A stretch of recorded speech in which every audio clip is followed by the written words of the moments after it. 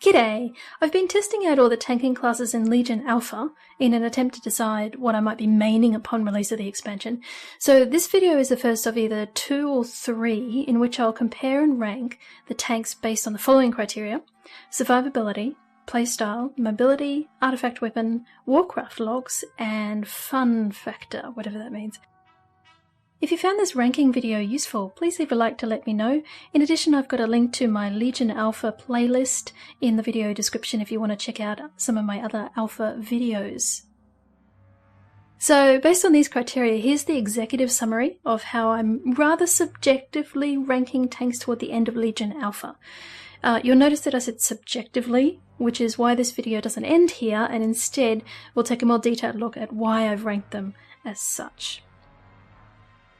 So let's take a look at each of the tanks and talk about my impressions of them based on those 6 criterion. First up, Demon Hunters. Demon Hunters offer a new tanking experience that, to me, feels like an attempt to lure melee DPS into tanking roles. Our main source of survivability comes from healing, which is lumped into both our single target and AoE rotations. Survivability. Demon Spikes provides physical damage mitigation, and its CD can be reduced through talents. Other talent choices include an absorption shield, a God mode button every 3 minutes, a leech bonus every 3 minutes, a massive self-heal every minute, and an "if I die, I'm taking you with me" ability. On paper, these abilities look amazing, but prior to level 110, when we can make use of Fell Devastation, Demon Hunter survivability is predominantly reactive, which makes them exciting to play, but tricky to heal. This additionally puts them at the top of the damage taken meters, which is not somewhere I normally like to be as a tank. Overall, coming from a traditional tanking playstyle, I've often found that ensuring my survival meant thinking more like a DPS than a tank. Run away, little girl, run away. Playstyle. As alluded to just now, Demon Hunters don't exactly have what you would call an entirely traditional playstyle when it comes to tanking. If you can imagine a rogue that pickpocketed some Guardian Druid abilities, you'd be on the right track. They're an exciting, fun class to play because the moment you get distracted from your rotation, it's very easy to fall behind in your resource generation, which can lead to moments where you're unable to self-heal and you're dropped squarely into the hands of your hopefully competent healer. That said, with smart talent choices, clever use of Infernal Strike, and some good old thinking outside the box, it's not at all difficult to weasel your way out of a tight bind. With that said, I did find the rotation to be very spammy and centered on using shear in order to generate pain. Without the blade turning talent, using shear becomes even more of a priority, and in the end, I had to change my key bindings to give my shear finger a break. Mobility. Demon Hunter mobility is fantastic. You have the grips of a Death Knight and the leap and charge, via a talent, of a warrior. Artifact Weapon. The Artifact Weapon ability, granted by the Eldraki Warblades, is Soul Carver. It's instant cast on a 1-minute CD, and it has upfront damage component followed by a dot. In addition, it grants a total of 5 lesser soul fragments, providing a nice bit of healing. Proactively speaking, it allows you to have 5 souls lying in wait for your reactive healing ability, which adds a nice bit of control to a rather spammy rotation. As such, I freely use Soul Carver on both trash and boss fights. Warcraft logs. Demon Hunters are among the highest damage done tanks, on par with Druids. Damage taken is significantly higher than other tanks, making them dependent on their self-healing abilities. Fun. Demon Hunters are by far the most fun class to play. Their mobility and damage output, together with the edge-of-your-seat gameplay and less traditional tanking style, makes them a fresh addition to the tanking roster. My only concern is that the novelty will eventually wear off, and what I might be left with is an incredibly spammy, squishy tank. Monks. Monks have seen some pretty significant changes that I dare say purists won't be happy with. Gone is guard and blackout kick-based stagger. What we're now left with is a tank that feels very much like the other tanks in terms of mitigation and rotation, but has comparatively top-notch AoE tanking abilities. Survivability. Even without guard, Monk's survivability is among the best of all the tanks. Through our passive Gift of the Ox and some clever positioning, there's no worries if a healer has to focus on the DPS taking damage, even if you're at low health. And by low health I mean low, as in sub 10%. By lining up the spheres and using Chi, Torpedo or Roll to soak them all up, it's quite easy to recover to near full health in the right circumstances. Add to that any of the first tier healing-based talents, and monks are the least healer-dependent tank in Alpha. As with druids, monks have two choices when it comes to active mitigation: Purifying Brew and Iron Skin Brew. Using these effectively will be a challenge for new brewmasters, but I found that it basically boils down to two things. Am I about to take a crap ton of damage? Go Iron Skin. Have I just taken a crap ton of damage? Go Purifying. Playstyle. As mentioned earlier, monks make an excellent AoE tank. With Cake Smash and Breath of Fire coupled with the talents Rushing, Jade Wind and Chi Burst, there's no end to AoE options. What I found was, especially after playing my Demon Hunter, this much variety made me want to do bigger and bigger pools, which in Legion in entry-level gear is a bit of a hazardous mindset to be in. However, with just how amazing our health self-healing is, I had heaps of fun going all out and regularly being at 30, 20, even 10% health, only to nab some healing spheres at the last minute. It was very exciting. My only gripe is that the removal of Dizzying Haze, which makes range pulling a bit tighter than it used to be, given our next best non-talent ability is Keg Smash, which has been increased to 15 yards. Mobility. Monk mobility hasn't changed significantly, so feels the same as WoD. Artifact Weapon. The Artifact Weapon ability, granted by Fuzan, the Wanderer's Companion, is Flaming Keg. It's a targetable ground ability on an 85-second CD and deals AoE fire damage. At the time of this recording, the damage dealt is a grand total of 1, so that will hopefully change in an upcoming alpha update. Warcraft Logs.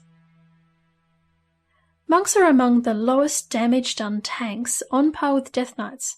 However, damage taken puts them in an even better position than Paladins, granting them excellent survivability in Alpha. Fun. I was not a huge fan of monks in WoD, but I must say their Legion Alpha iteration is piquing my interest some. I've always loved mobility on tanks, and monks have never failed to disappoint in that department. However, their numbers aren't looking amazing on Alpha at the moment, which, to be fair, is probably because they were only released recently. I'll have to wait and see what beta brings. Paladins. Paladins have seen a few changes, but nothing so drastic that they don't feel entirely new. Where once we laid our hands on party and raid members, we're now cast blessings, right after riding our gleaming steed into battle. Survivability. Paladins feel solid. Our mitigation is rolled into a pretty straightforward rotation, which can be complemented with the largest selection of defensive CDs of all the tanking classes. Wings have also made a comeback, giving Pallies the only real DPS CD of all the tanks. Traditional damage reduction complements the good old block and comes from a variety of abilities and talents, along with our artifact weapon ability. Holy Shield increases block chance and allows us to block spells of all things. Last Defender and Blessed Hammer reduce incoming damage in AoE situations. Bastion of Light gives us 3 charges of Shield of the Righteous every 3 minutes, and Aegis of Light rivals Priest's Disco Bubbles. All of that is in addition to the golden oldies of Ardent Defender, Guardian of the Ancient Kings, and Divine Shield. Playstyle. Pallies are just real, well-rounded, solid tanks and a joy to play. While our self-healing is negligible, it's enough to get us out of a sticky situation. Questing and soloing on a Pally also feels much more effective than on any of the other tanks. Mobility. Paladin mobility has changed slightly, but is essentially the same mechanically speaking. However, aesthetically speaking, we look fecking amazing riding into battle on a horse. Talk about flashy. Artifact Weapon. The Artifact Weapon ability granted by Truthguard is Eye of Tyr. It's instant cast on a 1-minute CD and both AoEs enemies, as well as providing temporary damage reduction. The CD is short enough that I found myself using it quite freely on both trash and boss fights. Warcraft Logs. The damage done by Paladins is average to high. Damage taken puts them among the best mitigating tanks in Alpha. Fun. Admittedly, I've said very little about Paladins compared to the other tanks, but that's a good thing. They're a solid, well-rounded tank, but where warriors lack the bells and whistles, Palis bring that and more to the table. They're flashy, they're sturdy, they get the job done, and they look fabulous while doing so. They're a staple of the tanking roster, and they feel familiar. The problem for me is, do I want familiarity in Legion? After the humdrum of WoD, I'm dying for something new and exciting to rekindle my WoW obsession, and I wonder if Palis might not be able to satisfy that need. Warrior. Even though warriors have officially said goodbye to stance dancing and banners, they still feel relatively familiar in their Legion Alpha iteration. They're a solid tank with decent DPS output and mitigation. Survivability. The addition of Ignore Pain as an active mitigation option makes me feel like I'm using a Brewmaster's Guard, and it does in fact do a crap ton of absorbing. Coupled with our second active mitigation ability, Shield Block, and warriors feel very solid indeed, so long as they can generate the rage to fuel these heroic skills. Rage generation is not amazing, but it's certainly not hindering us either. The talent Best Served Cold helps slightly, and Booming Voice is great, but it's on a 90-second CD and that feels incredibly long. The problem I found was that Shield Slam and Revenge are the only two abilities that generate rage, and both of their CDs are affected by haste, making the tier 6 talent Into the Fray almost mandatory with low haste gear. As a side note, Devastate, while it doesn't generate rage itself, does have a 30% chance to reset the CD on Shield Slam, which is a flat 15 rage when used. Playstyle. Basically, it boils down to the flexibility of warriors. For a new tank, going in with Ignore Pain while using Shield Slam and Revenge on cooldown with Devastate as a filler will put you in a very solid position. For seasoned warriors, there are some interesting block versus absorb synergizing talents in tiers 6 and 7 that can make for more complex gameplay. In AoE situations, and especially when compared to a monk, warriors are average AoE tanks. Unlike with a Druid's Swipe, once Thunderclap is on CD, you can find yourself in a bit of a tab target spam session for a few seconds if somebody happens to body pull extra packs, which I must add happens a lot in Legion Alpha given the new nameplates. Mobility. Even though we're officially bannerless, warriors still have adequate mobility, and with Charge and Intervene being rolled into one ability, that's 1 or 2 less macros you have to worry about keybinding. Artifact Weapon. The artifact ability, granted by Scale of the Earthwater, is Neltharian's Fury. It's a 3-second channeled ability on a 45-second CD and deals narrow AoE damage while causing all attacks to be critical blocks. The problem that I experienced with the ability is twofold. Firstly, you can only use taunt and defensive abilities for the duration, and secondly, it's a channeled spell, so you can't move. As such, I found I had to really pick and choose when to use it, which meant the 45-second CD, while wonderfully short, may as well have been 5 minutes for all the use I got out of it. Warcraft Logs. Warriors are among the highest damage done tanks. Additionally, actively using Ignore Pain allows warriors to absorb more than 50% of overall damage, granting them the best survivability in Alpha. Fun. Warriors are machines. They get in there and they get the job done without the bells and whistles of other tanks. They're kind of like old Shiela, and that, to me, doesn't make them appealing to main. Don't get me wrong, they're a great tank and I definitely want one in my raid, but without the old stance dancing and banner charging fun times of yore, I don't know. Druid. Druids have seen a number of changes from live, including the much welcomed addition of magic mitigation, where once we were a strong self-healing tank, that element has all but been removed in a shift towards active mitigation and true meat shield gameplay. Survivability. Unlike some tanks, Druids have two options when it comes to active mitigation: Iron Fur and the aforementioned Mark of Ursol. The use of these abilities is dependent on rage generation, which can be improved via the talents Blood Frenzy, Soul of the Forest, Galactic Guardian, and Bristling Fur. Additionally, the passive Gore also adds to our rage pool.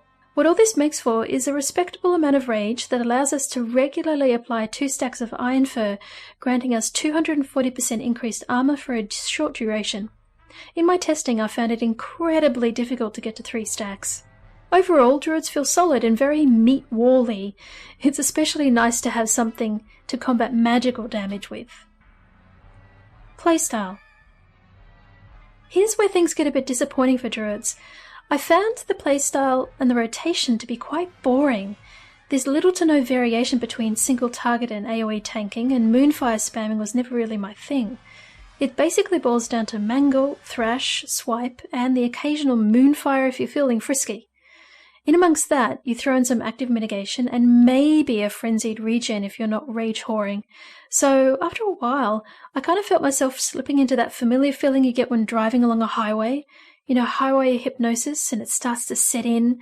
And I really struggled to resist that trance-like state you experience where you're reacting to things happening around you, but you've no recollection of what you've just done. Having said that, bear forms are just so gorgeous to look at. Honestly, I've never stared at my bear's bum with such awe in all my years playing a Druid.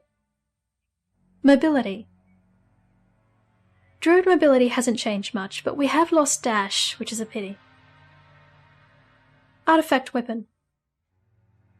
The Artifact Weapon ability, granted by Claws of Ursok, is Rage of the Sleeper. It's instant cast on a 90-second CD and reflects 30% of incoming damage. The length of the CD does make you pick and choose when to use it, so I don't use it as frequently as I do the Demon Hunter artifact ability. Warcraft Logs. Druids are among the highest damage done tanks. Damage taken is on par with Paladins, granting them excellent survivability in Alpha. Fun. I'll admit that I'm a bit biased when it comes to Druids. I've played one since the end of Vanilla, and the new bear forms look so amazing that I really want to unlock them all as soon as possible so I can strut my stuff through Dalaran and make all the other bears jealous. That said, while bears feel solid in terms of survivability, they're just boring to play, and I worry that the skins alone won't be enough to hold my interest. Death Knight. Death Knight purists won't be happy with the major rune changes to DKs in Legion. Gone are the days of skillfully juggling blood, frost and unholy runes, as Legions made a move towards lowering the entry-level difficulty for new players. With that said, DK self-healing is looking pretty solid, and there are lots of talents to choose from and one of the best artifact abilities of all tanks. Survivability.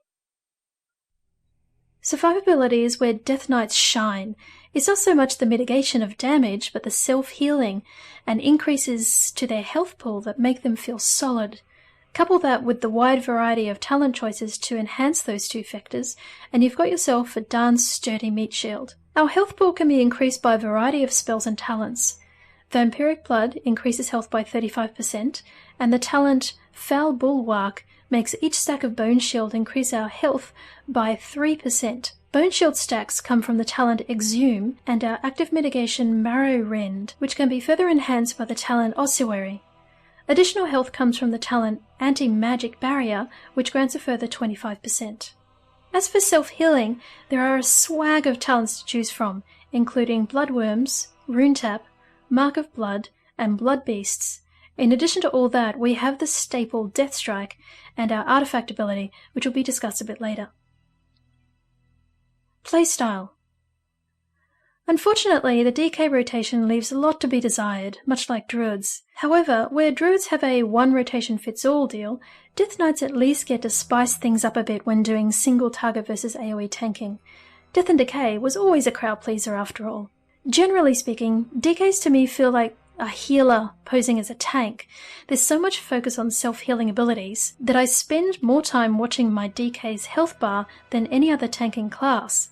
It's a very reactive playstyle that is controlled more by CDs than anything else. Mobility. Death Knight mobility is rubbish, to put it bluntly. It's a real get over here mindset that certainly sets him apart from all the other leaping, rolling, charging, horse riding tanks. Artifact weapon. The artifact ability, granted by More of the Damned, is Consumption. It's an instant cast on a 45-second CD and deals AoE frontal damage while also healing you for 200% of the damage dealt. This also gives DKs the biggest selection of active mitigation options in Legion Alpha. Given the healing, AoE and short CD combination, I found this ability insanely useful and used it freely on both trash and boss fights. Warcraft logs. Death Knights are among the lowest damage done tanks. Damage taken is moderate to high, making them reliant on their self-healing abilities. Fun. With the current rotation, Death Knights feel somewhat clunky to me. The lack of mobility and the abundance of self-healing makes them feel more like a sack of potatoes that's there to be wailed on. I mean, I can't even be asked to run over to where that mob is gnawing on the healer. I'll just drag that sucker over to me, much like I would a bag of potato chips while vegging out on the couch watching TV. And that about rounds up my first ranking of the tanks in Legion Alpha. So as I mentioned earlier, this will be repeated probably in beta, possibly at the beginning of live. We'll see how we go. So as tanks are updated and things change, I'm going to keep track of these rankings, and eventually this will hopefully lead me and maybe some other people to a decision of what you want to main. So because this is the first iteration, it is the alpha, so I haven't really selected one particular tank. At the moment I'm kind of looking at 2 or 3. I'm guessing by the end of beta I should have a solid decision. But in the meantime, thank you very much for the company. I hope you found something useful, maybe some interesting ideas, some things to give you an idea of what you might want to do yourself. If you have any comments or questions, please leave a comment below. Let me know what you thought. Also, if you enjoyed this guide and you'd like me to do more of these type of comparison of classes and tanks, maybe healing classes or DPS classes, do give me a thumbs up. That'll let me know that it's well received. In the meantime, thank you very much for watching. Enjoy the rest of your morning, day, afternoon, evening, whatever the case may be. And we'll hopefully see you next time.